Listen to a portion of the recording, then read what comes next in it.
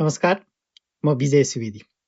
तपाईँ हरेक काम गर्दाखेरि कति पटक सोच्नुहुन्छ? 1 पटक, 2 पटक? म 1000 पटक सोचेर यो बिजनेसमा छिरेको हुँ। अर्थात् मैले गरिरहेको अहिलेको online digital business. Online digital business भन्दा बित्तिकै धेरै मान्छेको दिमागमा के आउँछ भने यो स्क्याम हो कि, होइन यसले फसाउनको लागि हो कि, केही मेम्बरहरू बनाउनु पर्ने हो कि, प्रोडक्ट सेल गर्नुपर्ने हो कि भन्ने अनेक कुराहरू मनमा आउँछ। तर सबै एउटै प्रकारको बिजनेस हुँदैन। म पनि पिजिआईमा कति लगानी गरेर म डुबेको मान्छे हो।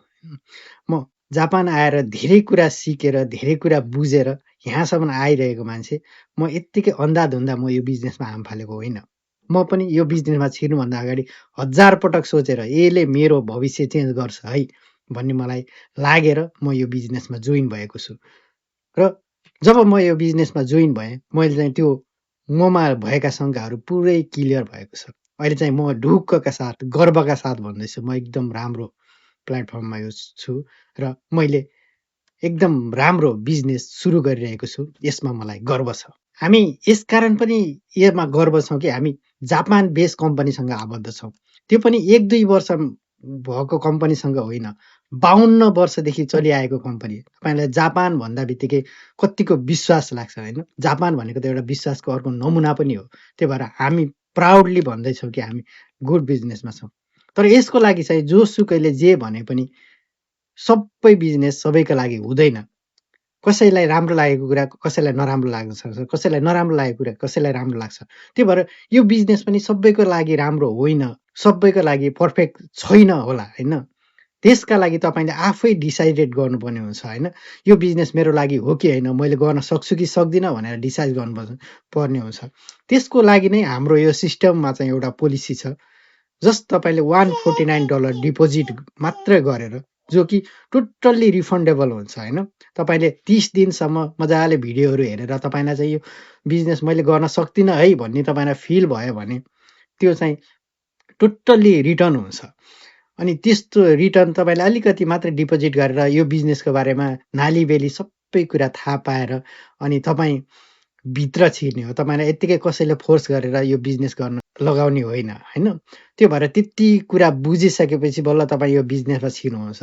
त्यो भएर पनि यो बिजनेसको चाहिँ एकदम राम्रो पोटेन्सियल छ। किनभने कोही पनि मान्छे नबुझिकन नआओस् भन्ने नै हाम्रो यो बिजनेसको उद्देश्य हो होइन? त्यो भएर तपाईँहरू चाहिँ 149 मात्रै तिर्नको लागि तपाईँ चाहिँ डराउनु पर्दैन होइन? किनभने चाहिँ त्यही 149 मार्फतै गएर मान्छेहरूले कति मान्छेहरूले लाइफ चेन्ज गरेका छन् होइन? लगभग 3 लाख भन्दा बेसी मान्छेहरूले आफ्नो लाइफ चेन्ज गरेका छन् भने तपाईँको पनि लाइफ चेन्ज हुन्छ। तर हामी के हुन्छ, हामी एउटा रेस्टुरेन्टमा जान्छौँ होइन? हामी त 1-2 मान एकैचोटिमा पनि हामी सक्न तयार हुन्छौँ। तर जुन कुरा तपाईँ बिजनेस गर्ने तपाईँले बुझ्नुहोस् अनि बुझेपछि तपाईँको लागि पर्फेक्ट छ कि छैन भनेर अनि डिसाइड गर्नुहोस्। यदि तपाईँलाई पर्फेक्ट छैन भने त यो रिटर्न आउँछ भनेर हामीले बारम्बार भन्दा पनि हाम्रो विश्वास नगरेर तपाईँ एउटा $149 मात्रैमा पनि तपाईँ कम्प्रोमाइज गर्न सक्नुहुन्न भने त तपाईँले लाइफमा केही पनि गर्न सक्नुहुन्न होइन? तपाईँ लाइफमा चेन्ज गर्नलाई त केही न केही गर्नु पर्यो। यो त भनेको झन् तपाईँले झन् भित्र गएर नलेज लिने कस्तो हुन्छ नि, टिकट काटेर फिल्म हेर्न गइसकेपछि तपाईँलाई फिल्म मन परे पनि नपरे पनि तपाईँको टिकटको पैसा फिर्ता आउँदैन। तर योमा त के भनेको, तपाईँ टिकट काटेर भित्र जानुभयो, तपाईँलाई बिजनेस मन परेन भने तपाईँ 1 रुपियाँ पनि नकाटिकन तपाईँसँग रिटर्न आउँछ कि। त्यसले गर्दाखेरि तपाईँले यो बिजनेसको बारेमा थप जानकारीहरू तपाईँले सित्तैमा लिन पाउनुभयो यदि तपाईँ फर्दर प्रोसेसमा जानु भएन भने। त्यो भएर पनि तपाईँ यो $149 मा मात्रै अड्केर नबस्नुहोस् होइन? तपाईँ के छ त यो बिजनेसमा, किन यो 3 लाख मान्छेहरूले गरिराखेका छन् र उनीहरू कसरी सफल भइरहेछन् भन्ने कुरा तपाईँ त्यो भिडियोभित्र भिडियो बेस्ड ट्रेनिङहरू हुन्छ होइन?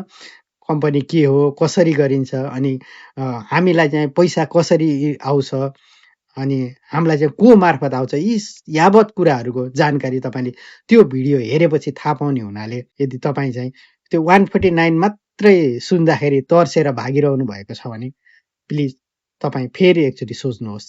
धन्यवाद।